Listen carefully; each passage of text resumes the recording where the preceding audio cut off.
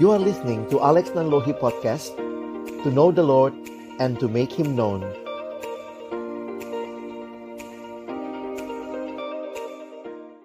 Mari teman-teman sekalian, sebelum kita membaca merenungkan firman Tuhan, mari kita berdoa. Kami datang dalam ucapan syukur hari ini ya Tuhan, karena sungguh Engkau baik dan Engkau menyatakan kebaikan-Mu bagi kami. Di tengah-tengah apapun yang menjadi pergumulan kami bersyukur karena Tuhan hadir. Dan saat ini, Tuhan memberi kesempatan bagi kami untuk bersama-sama beribadah, memuji, memuliakan nama-Mu. Dan tiba waktunya bagi kami untuk membuka firman-Mu ya Tuhan. Kami akan membuka firman-Mu, bukalah juga hati kami. Jadikanlah hati kami seperti tanah yang baik. Supaya ketika benih firman Tuhan ditaburkan boleh sungguh-sungguh berakar, bertumbuh. Dan juga berbuah nyata di dalam kehidupan kami. Berkati baik hamba-Mu yang menyampaikan, setiap kami yang mendengar. Tuhan tolonglah kami semua. Agar kami bukan hanya jadi pendengar-pendengar firman yang setia, tapi mampukan dengan kuasa dari Roh-Mu yang kudus. Kami dimampukan menjadi pelaku-pelaku firman-Mu di dalam kehidupan kami. Di dalam masa muda kami. Bersabdalah ya Tuhan, kami anak-anak-Mu sedia mendengarnya. Dalam satu nama yang kudus, nama yang berkuasa, nama Tuhan kami Yesus Kristus, kami menyerahkan pemberitaan firman-Mu. Amin. Shalom teman-teman, selamat pagi. Bersyukur kepada Tuhan buat kesempatan ini. Saya Alex Nanlohi, dan hari ini kita akan melihat bagian firman Tuhan yang juga akan jadi perenungan kita dengan tema The New Beginning. Saya boleh share screen ya. Jadi saya berharap melalui apa yang kita sama-sama pikirkan, renungkan pagi hari ini, Tuhan berbicara sekali lagi secara pribadi kepada setiap kita. Nah teman-teman, karena itu saya ingin mengajak kita untuk bersama-sama melihat apa yang menjadi bagian yang firman Tuhan sampaikan buat kita. Nah, kita bicara tentang the new beginning. Nah, teman-teman, Kak Alex ingin memulai dengan mengenal teman-teman ya. Tentu gimana mengenalnya ya, kita dengan kondisi seperti ini. Tapi mari kita coba sharing ya. Teman-teman, kita sharing dengan singkat saja. Silahkan di kolom chat, teman-teman, dalam waktu hanya 1 menit ya. Nah, coba bagaimana perasaan teman-teman? Kira-kira seperti apa sih perasaanmu mengawali kuliah? Nah, di sebelahnya ada berbagai emoticon ya. Ada berbagai emosi. Silahkan, baik kalian yang angkatan baru maupun yang angkatan lama. Coba sama-sama ekspresikan. Boleh pilih maksimal 2 lah ya. Supaya kira-kira apa sih yang mewakili perasaanmu saat ini? Silahkan teman-teman. 1 menit ya. Oke, kita tunggu. Uas, ada yang nomor 2. Nomor 5 sama 6. Oke, silakan teman-teman. Oke, wow, udah banyak nih ya. Ini emosinya macam-macam nih. Oke, mungkin Kak Alex ingin kita dengar kali ya sedikitlah penjelasan kenapa pilih emosi itu ya. Tentu nggak usah jelasin panjang-panjang. Kasih tahu aja kenapa sih. Saya pilih aja ya teman kita Felix. Felix Arion Sianipar. Felix kalau bisa dengar nyalain mic-nya sebentar. Kenapa dek pilihnya itu? Nomor 2 sama 6 ya.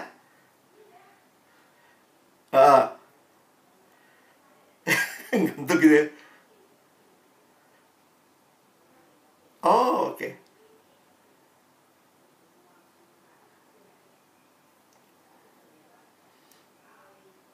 Oh. Felix ada di mana sekarang? Oh, Bekasi ya. Jadi belum ke Jogja ya.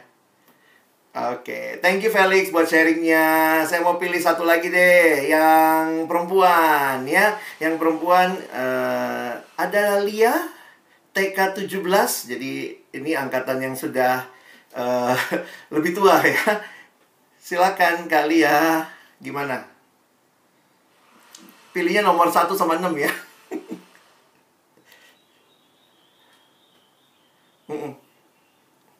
Yeay.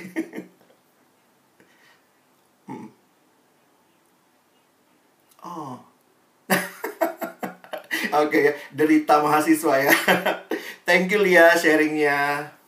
Nah, teman-teman, ya banyak emosi yang kita rasakan khususnya dengan berbagai perubahan ini ya. Di tengah-tengah pandemi, apalagi kalau kita tahu bahwa ternyata ini bukan hanya masalah kesehatan saja, sudah jadi masalah ekonomi, masalah sosial, masalah pendidikan gitu ya, sampai berpengaruh pada pendidikan teman-teman. Bahkan juga masalah spiritual, kita ibadah di rumah. Tapi di tengah-tengah situasi seperti itu, kiranya kita bisa melihat the new beginning ya. Ketika ada Tuhan di dalam hidup kita, seharusnya apapun yang kita alami, apapun yang jadi pergumulan kita, kita boleh mengalami ketenangan di dalam Tuhan. Nah, mari sama-sama pada hari ini saya mengajak kita akan melihat tema kita dari satu bagian firman ya. Kak Alex ajak kita untuk melihat 2 Korintus pasal 5 ayat 15 sampai ayat 17 ya. 2 Korintus pasal 5 ayat 15 sampai 17. Saya sudah tuliskan ayatnya ada di screen. Jadi teman-teman kalau mau buka Alkitab cetak silahkan. Kalau mau lihat di screen sama-sama kita lihat ayat ini ya. Mari kita membacanya. Silahkan baca di dalam hati masing-masing. Atau kalau mau bersuara di rumah sendiri gitu ya. Tapi jangan nyalakan mic-nya ya. Baik, 2 Korintus 5 ayat 15. Dan Kristus telah mati untuk semua orang, supaya mereka yang hidup tidak lagi hidup untuk dirinya sendiri, tetapi untuk Dia yang telah mati dan telah dibangkitkan untuk mereka. Sebab itu, kami tidak lagi menilai seorang juga pun menurut ukuran manusia. Dan jika kami pernah menilai Kristus menurut ukuran manusia, sekarang kami tidak lagi menilainya demikian.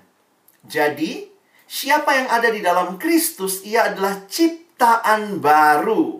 Ya, the new beginning started ya. Yang lama sudah berlalu, sesungguhnya yang baru sudah datang. Teman-teman yang dikasihi Tuhan, hidup yang baru menjadi hal yang Tuhan berikan kepada setiap anak-anaknya. Karena itu kalau kita perhatikan sebagaimana dunia ini, kehadiran Kristus bagi saya itu luar biasa ya. Siapa sih Yesus yang kehadirannya membelah dua sejarah dunia, yaitu menjadi sebelum Masehi, BC, before Christ, dan AD, sesudah Kristus. AD itu Anno Domini, berarti tahun Tuhan kita. Siapa sih Yesus ini yang kehadirannya membelah dua sejarah peradaban dunia? Karena Dia adalah Tuhan yang menjadi manusia. Dan bukan hanya itu, Dia tidak hanya membelah dua sejarah dunia, tetapi bagi setiap kita yang percaya kepadanya, kehadiran Kristus membelah periode hidup kita. Ada hidup yang lama di dalam dosa, dan sekarang masuk dalam hidup yang baru di dalam Yesus. Jadi teman-teman, ini sangat membedakan. Saya pikir bagi kita orang Kristen, Yesus bukan hanya pendiri agama yang kita ikuti, pendiri agama yang begitu rupa kita junjung tinggi, tetapi Dia adalah Tuhan dan Juru Selamat yang kehadirannya menandai perubahan hidup kita. The new beginning.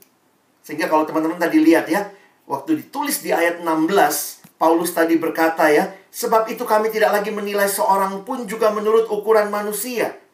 Dan jika kami pernah menilai Kristus menurut ukuran manusia, sekarang kami tidak lagi menilainya demikian. Bagi saya yang menarik teman-teman adalah begini. Ketika Yesus menjadi Tuhan dan Juru Selamat di dalam kehidupan, maka perhatikan bahwa kehadiran Dia dalam hidup kita memberikan cara pandang yang baru. Even our point of view will be renewed. Ya, dulunya kata Paulus saya memandang orang lain menurut ukuran manusia. No, sekarang saya melihat dalam kacamata Kristus. Dan kalau dulu pernah menilai orang Yesus menurut ukuran manusia, sekarang tidak lagi. Jadi teman-teman, kehadiran Kristus ini memberikan kepada kita cara pandang yang baru even terhadap kehidupan kita, relasi-relasi kita, dan hubungan kita dengan Dia. Nah, jadi bagi saya ini sebuah pembaharuan yang luar biasa. Nah, bagaimana mengerti ini? Kak Alex ingin kita belajar hari ini dari ayat yang ke-15 sebenarnya ya. Nah, walaupun tema kita ayat 17, tapi ini berkaitan. Ayat 15 menandai bagaimana proses ini bisa kita alami. Kan tentunya kita mau lah ya, di dalam Kristus kita adalah ciptaan baru ya, kayak ayat ini. Ciptaan baru, yang lama sudah berlalu, sesungguhnya yang baru sudah datang. Tapi bagaimana kita mengalami ini? Apa yang penting untuk kita perhatikan? Karena itu, Kak Alex ingin kita belajar fokus kepada 2 Korintus 5 ayat 15 ya. Ayo, kita lihat lagi ayat ini, kita baca sekali lagi. Saya bacakan bagi kita. Dan Kristus telah mati untuk semua orang, supaya mereka yang hidup tidak lagi hidup untuk dirinya sendiri, tetapi untuk Dia yang telah mati dan telah dibangkitkan untuk mereka. Saya memilih ayat ini menjadi fokus kita belajar pagi ini, karena di dalam ayat ini kita mendapat gambaran yang sangat jelas tentang hidup yang mengalami Injil kasih karunia Allah itu. Ya, teman-teman, biar mudah, kalian harus ingat ada 3 hal ya. Ada 3 hal yang mau kita pelajari dari ayat ini. Ayat yang singkat, kita akan melihat 3 hal penting di dalamnya. Nah, ini yang pertama.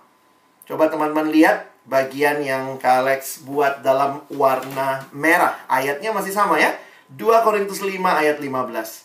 Hidup untuk dirinya sendiri.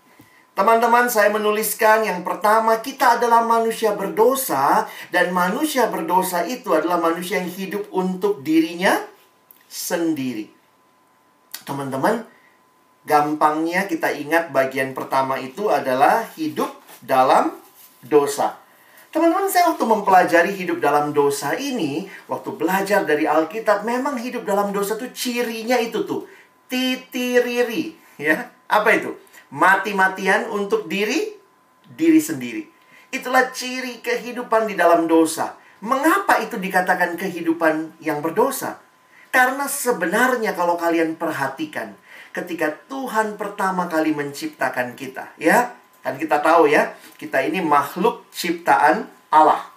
Manusia bukan hasil dari evolusi yang panjang, bukan sekedar kecelakaan sejarah, tetapi manusia adalah ciptaannya Allah. Apa artinya Allah menciptakan kita? Bagi saya yang menarik adalah kalau Allah menciptakan kita, pertama kali kita diciptakan untuk siapa? Dengar kalimat saya baik-baik ya. Pertama kali kita dicipta untuk siapa? Nah, menarik sekali kalau kita pelajari konsep penciptaan. Saya harus katakan secara teologis ini jawabannya. Bahwa Allah menciptakan manusia bagi dirinya sendiri. Jadi sebenarnya kita adalah makhluk yang harusnya datang terus kepada Allah karena memang kita dicipta bagi Allah. Karena itu kita bisa disebut sebagai makhluk yang menyembah. Karena manusia diciptakan oleh Allah, bagi Allah, maka manusia adalah makhluk yang senantiasa menyembah. We were created to worship God. That is our goal of life. Manusia disebut Homo adoramus. Manusia makhluk yang menyembah. To worship is human. Apa implikasinya?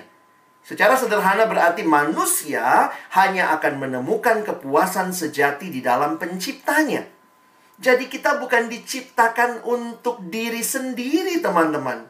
Kita diciptakan untuk berelasi dengan Allah, menikmati Allah, dan mengalami kepuasan di dalam Allah. Nah, sayangnya, di dalam dosa, ini poin yang pertama ya, hidup dalam dosa. Lihat di dalam dosa, gambaran yang diberikan di dalam Alkitab, salah satunya tentang dosa, adalah istilah hamartia. Apa sih? Hamartia dalam bahasa Yunani, istilah ini adalah meleset dari sasaran. Gambaran yang sering dipakai untuk hamartia adalah begini. Kalau ada orang mau memanah, maka harusnya kan anak panah itu harus kena bidang panah itu. Yang paling top lagi kalau kena yang paling tengah begitu ya. Nah, sayangnya manusia yang diciptakan oleh Allah seperti ini hamartia. Boro-boro kena bidang panah yang harus disasar, malah meleset dari sasaran, melenceng dari tujuan. That is sin. Itulah dosa. Apa yang dimaksud dengan dosa? Dosa adalah tidak mencapai target Allah, tidak mencapai tujuan Allah. Bayangkan, tadi kita tuh dicipta untuk memuliakan Allah. Kita dicipta untuk berelasi dengan Allah. Tapi lihat apa yang terjadi dalam dosa. Manusia meleset dari tujuan Allah ini. Manusia justru memberontak kepada Allah.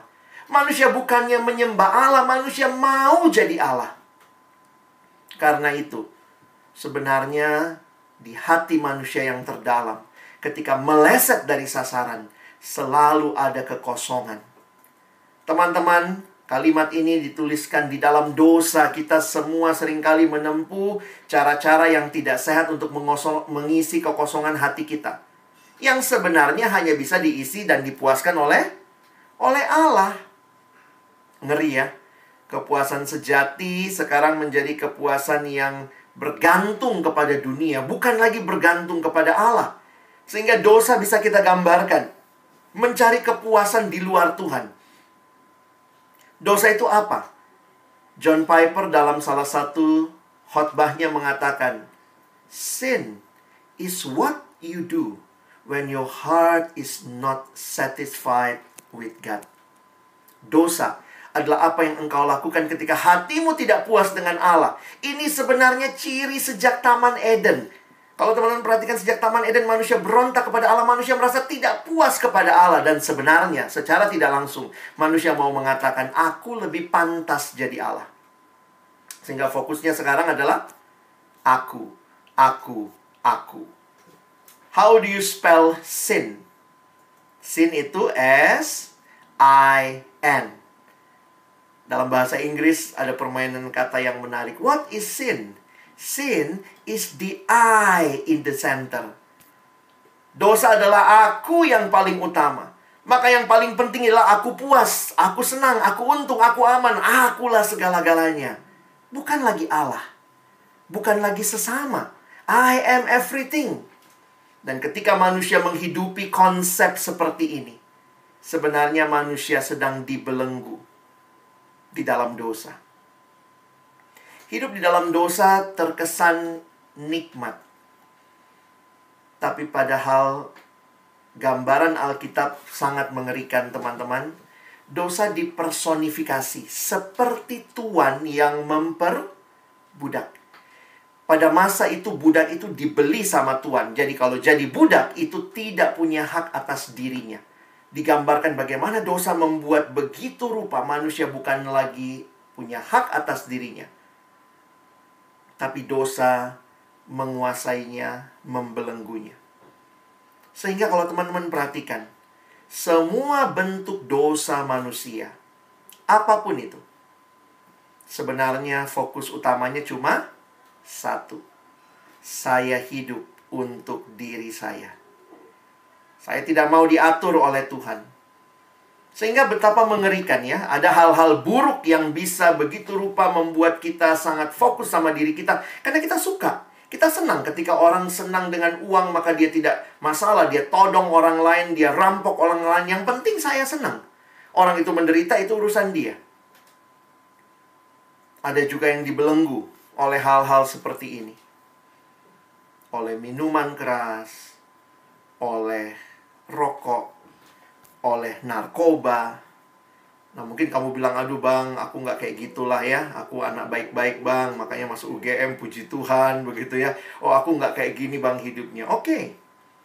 Mungkin hal-hal buruk bisa tidak kamu lakukan. Tapi saya juga harus mengingatkan ya.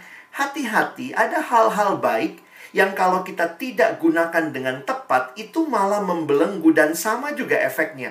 Akhirnya kita fokus kepada diri kita sendiri. Contoh, ini baik apa tidak? Ya punya handphone baik lah bang, hari ini kita bisa Zoom bareng kan ada handphone ya. Tapi ketika engkau diikat oleh handphone itu, handphone menjadi segala-galanya. Sehingga memang menarik ya. Katanya ini smartphone. Tapi kok bagi saya juga banyak orang yang jatuh dalam dosa justru karena smartphone. Have a smartphone but not smart. Hati-hati.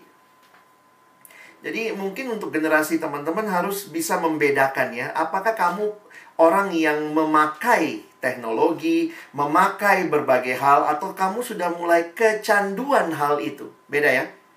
Kamu harusnya jadi pemakai dalam arti menggunakan dengan tepat, dengan bijak, bukan menjadi orang yang kecanduan. Berarti kalau kamu kecanduan, kamulah yang dikontrol oleh benda itu. Tapi ini realita yang kita alami, betapa mudahnya ikatan-ikatan yang sebenarnya fokusnya apa? Sejak Taman Eden sama. Aku yang menguasai segala-galanya. Sehingga ya, belanja hal yang baik. Tapi ketika belanja jadi segala-galanya, belanja jadi kecanduan begitu. Apalagi sekarang gampang banget gitu ya. Di rumah kita bisa pencet tombol sana-sini. Kita bisa belanja online. Tentu online shopping itu salah satu solusi bagi situasi seperti ini. Tapi apakah kita jadi kecanduan belanja? Bahkan tidak bisa membedakan mana yang kita butuhkan. Beberapa kali ketika bertemu dengan perempuan-perempuan atau teman-teman atau laki-laki juga sama gitu ya. Beli benda kenapa? Ih lucu kak, lucu. Jadi belinya kenapa? Karena lucu. Butuh? Nggak butuh-butuh amat sih, tapi tasnya lucu gitu ya. Sepatunya cute gitu.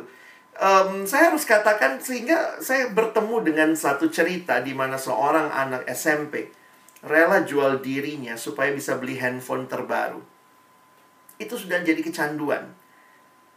Sudah menjadi sesuatu yang begitu rupa membelenggu. Jadi hati-hati. Mesti bisa lihat ya. Ini juga nih. Nah, gimana nih? Teman-teman ada penikmat drakor? Ya. I'm so tired but I can't stop watching. Apalagi lagi di rumah begini ya. Woi, kayaknya gampang banget begitu.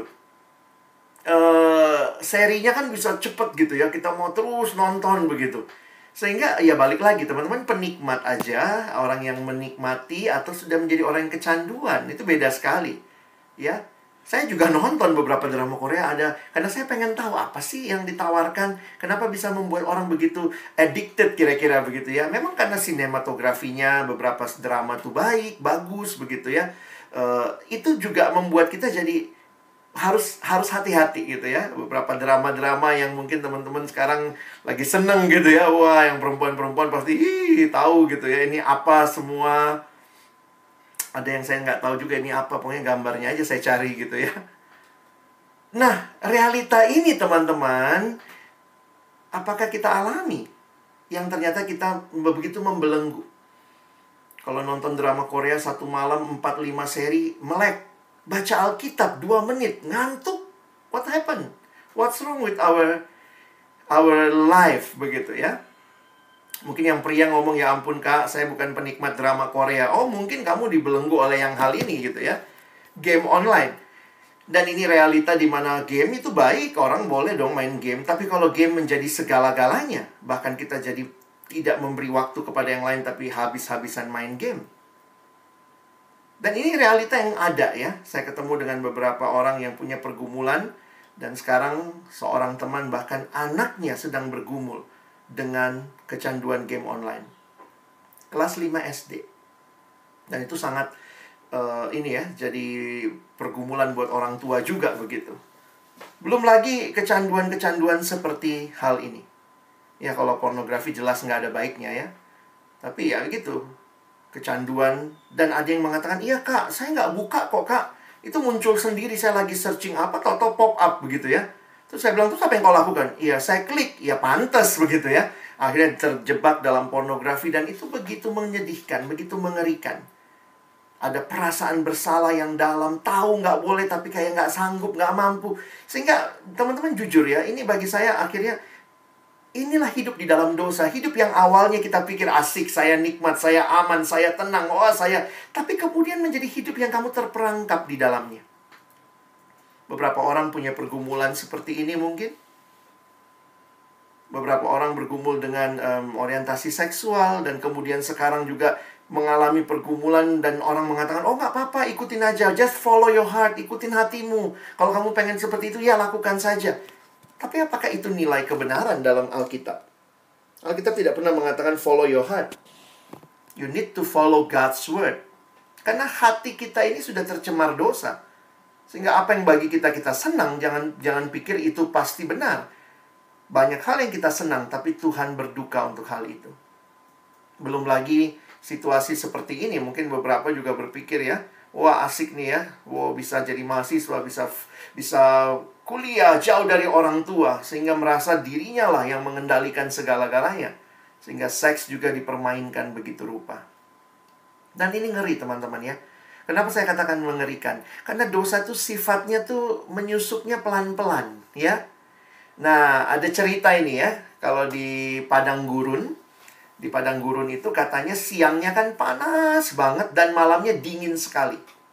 Jadi misalnya nih ada orang Arab gitu ya, siang dia jalan sama untanya, mereka sama-sama gitu. Lalu kemudian waktu malam biasanya kan dia dirikan tenda, lalu kemudian yang orang Arabnya ini tidur di dalam tenda. Nah, ini triknya kalau ada unta, karena mungkin dia kedinginan di luar unta, maka dia biasanya akan memasukkan kepalanya ke bawah tenda. Nah, itu triknya, kalau dia udah masukin kepalanya harus langsung diusir. Jangan biarin gitu ya, aduh kasihan si unta, ya nggak apa-apa, cini, nggak gitu ya. Karena kalau dia udah masukin kepalanya, nggak lama nanti dia masukin lehernya. Terus nggak lama lagi dia masukin punggungnya, punuknya. Nggak lama lagi dia masukin seluruh badannya, sampai kaki belakangnya. Nanti lama-lama tuh Arab yang di luar, untanya yang di dalam, begitu ya. Jadi triknya katanya, begitu dia masukkan kepala, langsung usir. Nah, ini gambaran yang benar tentang dosa ya. Hati-hati. Dosa itu menyusup perlahan-lahan. Kita mulai berontak kepada Allah secara sadar dan perlahan. Terjadinya memang pelan-pelan. Sehingga kadang kita nggak menyadari dampaknya yang begitu menghancurkan. Di dalam dosa, ingat, fokusnya siapa? Diri sendiri. Sehingga di dalam dosa orang mulai kehilangan rasa hormat terhadap diri sendiri. Kehilangan kemampuan untuk berpikir sehat. Tahu sih rokok itu nggak baik, tapi nggak bisa berhenti. Nah itu tuh, lucu ya. Nggak bisa berpikir sehat, udah jelas-jelas ditulis di situ. Kehilangan kemampuan untuk berkata jujur. Karena dalam dosa selalu ada kebohongan. Saya ingat ada remaja ketika ketahuan orang tua mamanya bilang, siapa punya VCD porno ini? Nggak tahu, mungkin si om kali. Langsung yang dikatakan orang lain lagi begitu. Kita kehilangan kemampuan untuk memberi. Kenapa? Karena kita selalu mencari apa buat saya. Sehingga boro-boro memberi. Kemampuan untuk mengasihi, kemampuan untuk hidup kudus. Sehingga dosa membawa ketidakpastian, rasa bersalah, kosong, frustasi, keterikatan. Awalnya nikmat, tapi bawa sengsara. Tidak heran Alkitab dengan tegas dan jelas Paulus berkata, upah dosa ialah maut. Teman-teman, hidup kayak begini apa yang indah?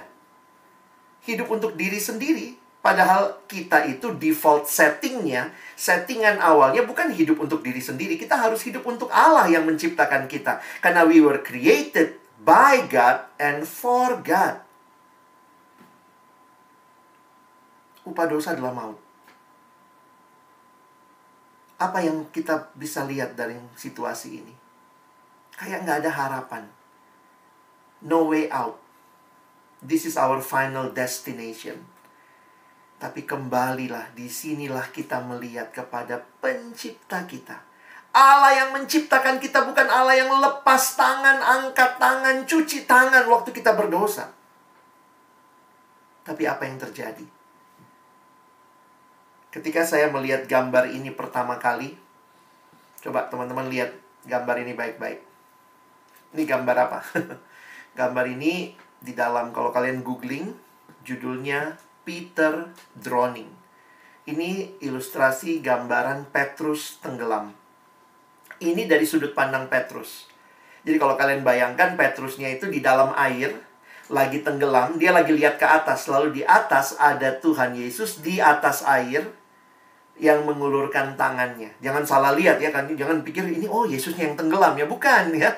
Ini justru Petrusnya yang tenggelam ya. Dan waktu saya melihat gambar ini, pertama kali saya lihat, teman-teman jujur saya terharu, saya nangis. Gambar ini mengingatkan dosa begitu mengerikan. Dan manusia tidak dapat menyelamatkan dirinya sendiri. Karena itulah Yesus datang menyelamatkan kita. Thanks to God. Dosa itu masalahmu. Dosa itu masalahku. Tapi solusinya dari siapa? Bukan dari kita. Kalau kita bisa selesaikan dosa kita, Yesus nggak usah datang. Justru karena engkau dan saya tidak sanggup menyelesaikan dosa, Yesus harus datang. Jesus Christ is the God solution. Sin is our problem, but the solution is not from us. It's from God Himself. He sent His one and only Son. So if you are searching for the answer to life, Jesus, you have found Him. Nah, teman-teman, hal ini yang membawa kita kepada bagian yang kedua. Sekarang kita lihat bagian yang kedua. 2 Korintus 5 ayat 15. Dan Kristus telah mati. Jadi yang pertama tadi, kita hidup dalam dosa. Tapi Kristus telah mati, yang berarti Kristus memberi hidupnya. Supaya kita tidak binasa, tapi kita beroleh hidup yang kekal. Biar gampang kita ingat ya. Kristus memberi hidupnya. Salib menjadi kunci yang begitu sentral dalam kekristenan. Ada begitu banyak simbol yang sebenarnya gereja bisa pilih jadi lambangnya ya. Yesus kan tukang kayu ya. Bisa aja gereja pilih lambangnya apa? Oh, gergaji gitu ya. Wah, kenapa gereja nggak pilih lambangnya palungan? Tapi gereja memilih lambang salib sekitar abad ke-5. Lambang ini kemudian yang dipilih oleh gereja sampai hari ini.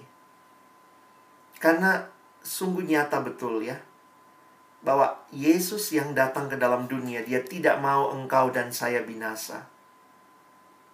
Kalau dosa itu upahnya maut, maka anak Allah yang tunggal datang supaya kita yang percaya kepadanya tidak binasa, tidak mengalami maut, tapi beroleh hidup yang kekal.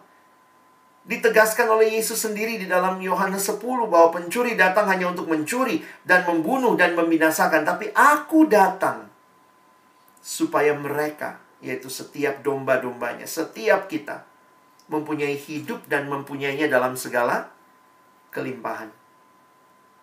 Lihat salib itu.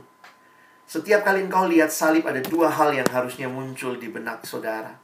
Pertama, salib menunjukkan betapa seriusnya dosamu dan dosaku. Karena itu Yesus harus mati.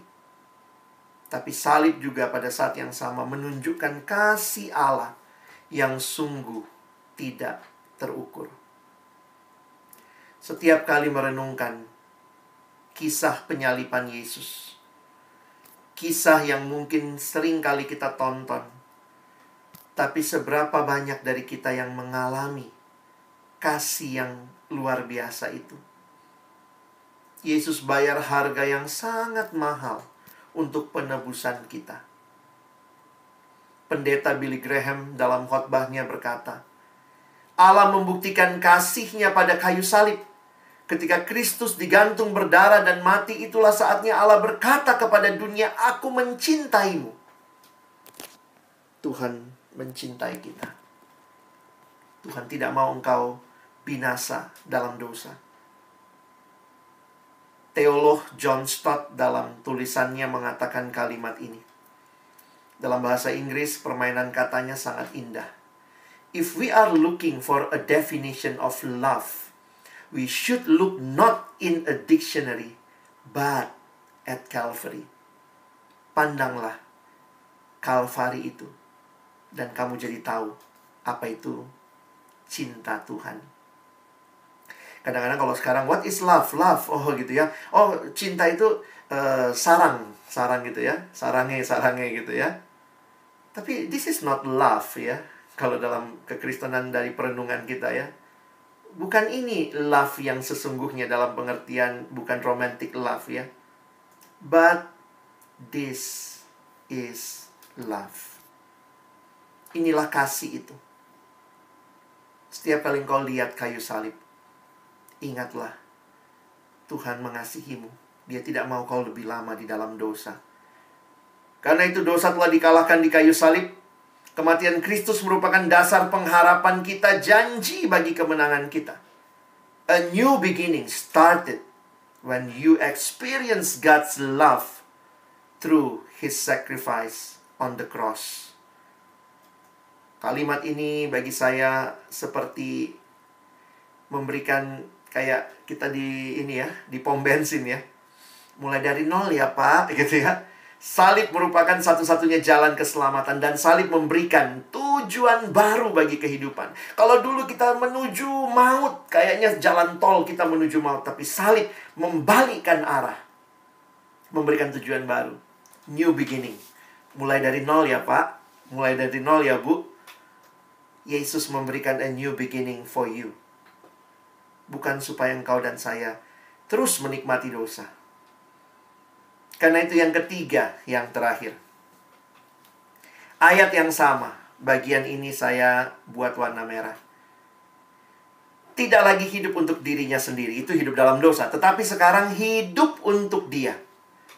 Jadi perhatikan, kita hidup bagi Kristus yang telah memberikan hidupnya bagi kita. Menarik ya? Jadi sekarang kita hidup buat Yesus. Itu yang dikalimatkan Paulus di sini. Tidak lagi hidup bagi dirinya sendiri, tapi hidup bagi Dia. Kenapa? Dia telah mati dan telah dibangkitkan untuk mereka. Jadi kita itu hidup bagi Yesus yang memang telah memberikan hidupnya bagi kita. Now we live for Him. Hidup bagi Yesus. Mungkin kita bisa mengerti ini dengan apa yang Paulus katakan di bagian lain ya. Apa sih yang Yesus kerjakan melalui kematiannya di kayu salib bagi kita? Kita bisa lihat dari penjelasan Petrus dan penjelasan Paulus. Coba lihat ya. Sekarang Kak Alex mulai dari penjelasannya Petrus. Ini cara Petrus memahami apa yang terjadi di kayu salib. Sebab kamu tahu bahwa kamu telah ditebus dari cara hidupmu yang sia-sia yang kamu warisi dari nenek moyangmu itu, bukan dengan barang yang fana, bukan pula dengan perak atau emas, melainkan dengan darah yang mahal, yaitu darah Kristus, yang sama seperti darah anak domba yang tak bernoda dan tak bercacat. Perhatikan istilah yang digunakan. Kamu telah ditebus dengan darah yang mahal. Teman-teman, kalau kita menebus sebuah benda, maka benda itu sekarang jadi milik kita. Nah, ini cara pandang yang menarik. Ya, aku itu yang telah percaya pada Yesus, Dia sudah mati bagiku, ya aku telah dibayar lunas dengan darah yang mahal tadi. Nah, Paulus menjelaskan lebih jauh, sebab kamu telah dibeli dan harganya telah lunas dibayar. Karena itu, kata Paulus, muliakanlah Allah dengan tubuhmu. 1 Korintus 6 ayat 20. Mungkin kita pernah ke sekolah minggu ya. Besok kalau perlu ke sekolah minggu lagi deh. Ikut YouTube-nya sekolah minggu ya. Karena bagi saya ini kebenaran, kayak kita diajarin dari kecil ya. Hati-hati gunakan tanganmu, flak-flak ya. Matamu, bling-bling, hidungmu, mulutmu, tanganmu, kakimu. Kenapa? Karena memang semua kita, seluruh hidup kita sudah ditebus oleh Kristus. Teman-teman perhatikan, engkau dan saya sudah ditebus oleh Kristus. Harganya sudah lunas dibayar. Muliakan Tuhan dengan tubuh kita. Ini satu kebenaran. Mungkin kalau kita lupa, besok ikut sekolah minggu deh, nyanyi lagi lagu ini. Mata kita bukan untuk lihat pornografi. Mulut kita bukan untuk gosipin orang, bukan untuk memaki, bukan untuk menyampaikan sakit hati. Kaki kita bukan untuk melakukan yang tidak benar. Telinga kita bukan untuk mendengar gosip-gosip saja, tapi dengarkan kebenaran firman. Sekarang kita hidup untuk Dia. Kenapa? Karena Dia sudah lunas bayar hidup kita. Ayat ini sekali lagi ya, indah sekali ayat ini. Kristus telah mati. Jadi kematian Kristus, atau pakailah istilah salib itu jadi tengahnya ya. Salib itu jadi tengahnya. Dulu aku dan saya, ya, aku dan kamu hidup bagi diri sendiri. Sekarang no. Kalau salib itu kau alami, sekarang kau hidup untuk Dia. Kenapa? Karena Dia telah mati dan dibangkitkan untuk mereka. Karena Dia telah tebus hidup kita. Harganya lunas dibayar. Di 1 Petrus 2 ayat 24 dikatakan, Yesus telah memikul dosa kita dalam tubuhnya di kayu salib, supaya kita yang telah mati terhadap dosa, nah perhatikan, begitu kita diselamatkan dari dosa, ada arah baru yang Tuhan kasih. Now we live for Him. Kita hidup untuk kebenaran. Kristus mati supaya kita hidup untuk kebenaran. Jadi bukan lagi hidup yang lama, teman-teman. Tentu cara belajar kita harus berubah. Bukan belajar hanya supaya dapat nilai tinggi, tapi belajar supaya memang memahami dan kemudian memakai ilmumu berkarya bagi Allah dan sesama. Caramu bergaul harus baru. Ini new normal ya. Tentu juga dalam persahabatan virtual, cara bergaul yang baru. Bagi saya kayaknya simple gitu ya. Tapi apakah kita bergaul untuk memuliakan Tuhan, membawa pengaruh yang baik? Bukan saling kompromi untuk, ayo udahlah, kita copy paste aja lah tugas kita ya. Ya udahlah, kita capek juga belajar kayak begini gitu. Caramu berpacaran kalau kamu sudah punya pacar. Ini kalimatnya menarik. True love waits, ya. Cinta yang sejati itu menunggu. Ada kalimat di bawahnya tuh yang kecil. Nah, itu mesti digedein tuh. Zoom itu ya. Save it until marriage.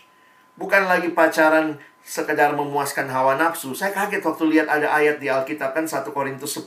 Baik engkau makan maupun engkau minum, lakukanlah untuk kemuliaan Allah. Gila. Bagi saya ini hal yang receh banget. Makan, minum, itu kan kayaknya receh banget. Itu pun buat kemuliaan Allah.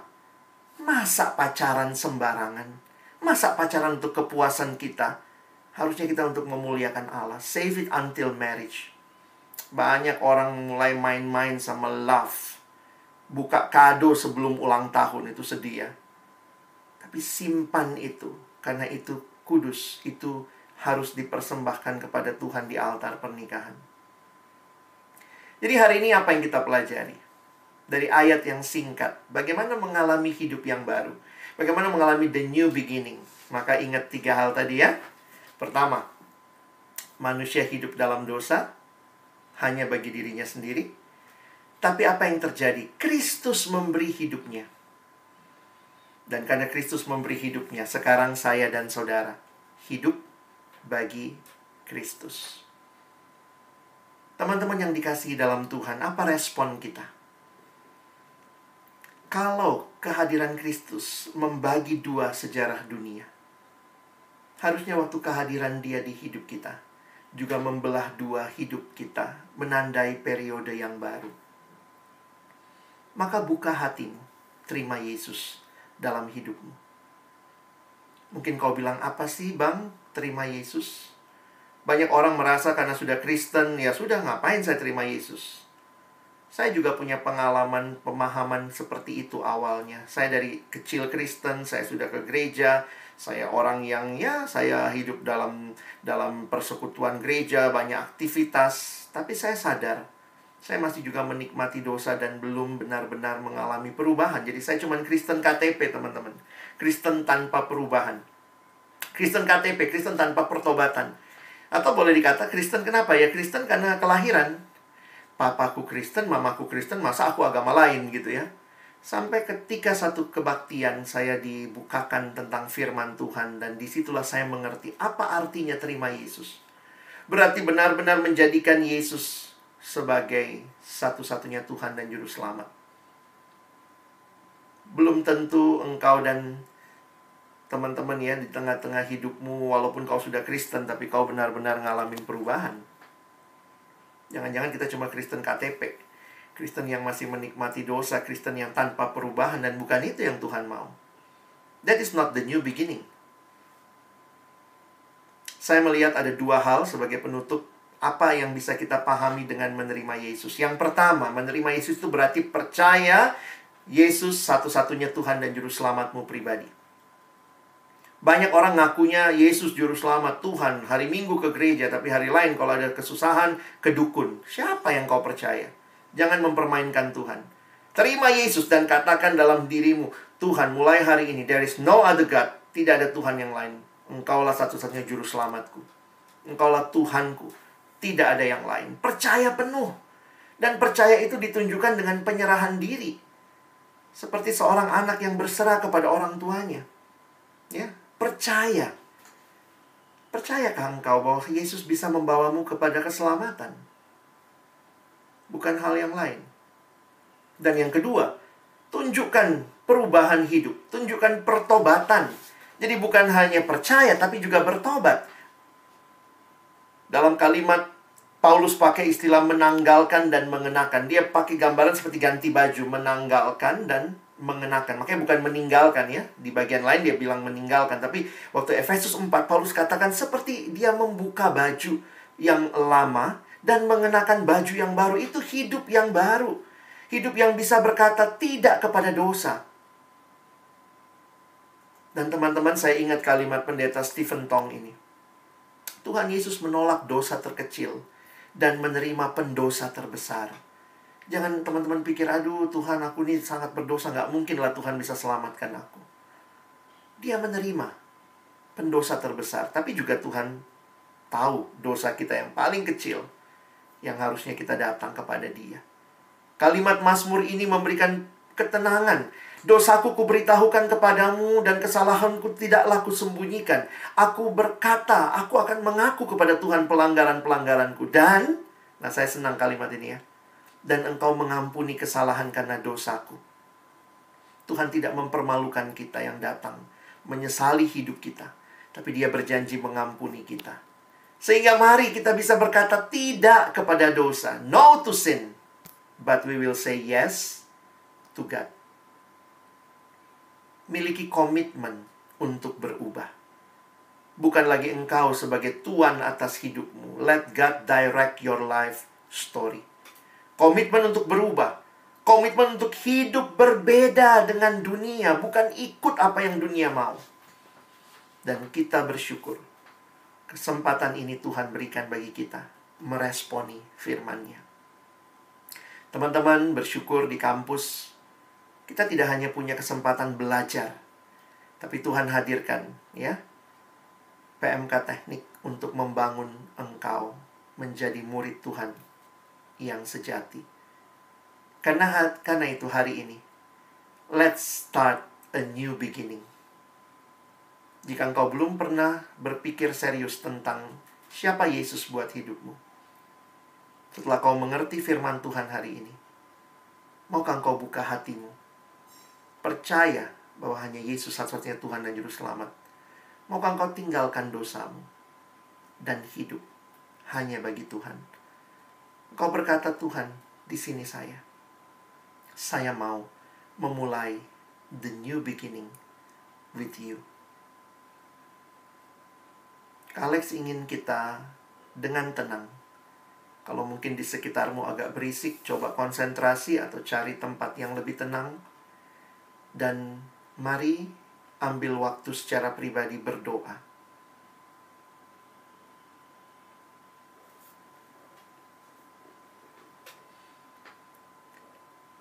Siang ini sebagai hamba Tuhan, izinkan saya memberikan pertanyaan ini kembali untuk saudara jawab.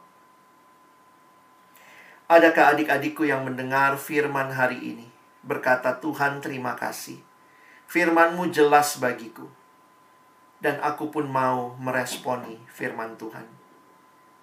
Kalau ada adik-adikku yang siang hari ini berkata di hadapan Tuhan, di sini saya Tuhan, saya tidak mau lagi hidup lebih lama di dalam dosa, tapi saya mau dibaharui, dan saya tahu kehadiran-Mu dalam dunia telah menyelamatkanku dari dosa. Aku mau percaya Tuhan kepadamu. Dan aku mau buka hatiku terima Engkau. Aku mau tinggalkan hidup yang menikmati dosa. Dan mulai menikmati hidup bagi Allah. Karena Engkau sudah beli diriku. Harganya lunas dibayar. Jika ada adik-adik yang mau mengambil keputusan ini, saya tidak bisa lihat kamu. Tapi ingat Tuhan melihatmu. Tuhan lihat hatimu. Tuhan melihat setiap komitmen yang engkau buat di hadapan Tuhan. Karena itu kalau ada adik-adik yang mau ambil keputusan terima Yesus untuk pertama kalinya dalam hidupmu, Kak Alex ingin mendoakan keputusanmu. Taruh tangan kananmu di dadamu. Dan jika Tuhan menggerakkan engkau, membuka hatimu terima Yesus, taruh tangan kananmu di dada. Dan ikuti doa saya, kalimat per kalimat.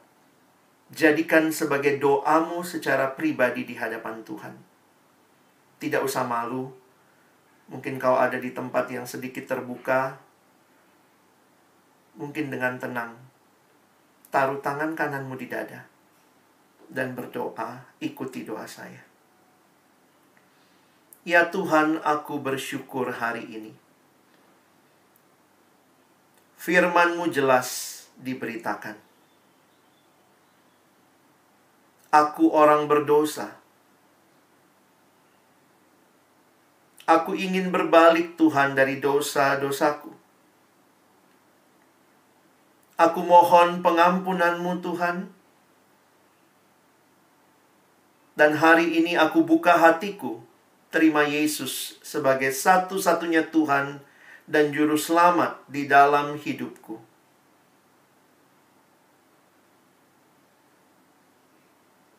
Aku percaya bahwa Yesus Kristus adalah Putra-Mu. Aku percaya Yesus telah mati untuk dosa-dosaku. Tuhan, tolonglah aku menjalani hidup yang baru bersama-Mu. Bukan hidup untuk diri, tapi hidup untuk Engkau. Terimalah hidupku, terimalah komitmenku.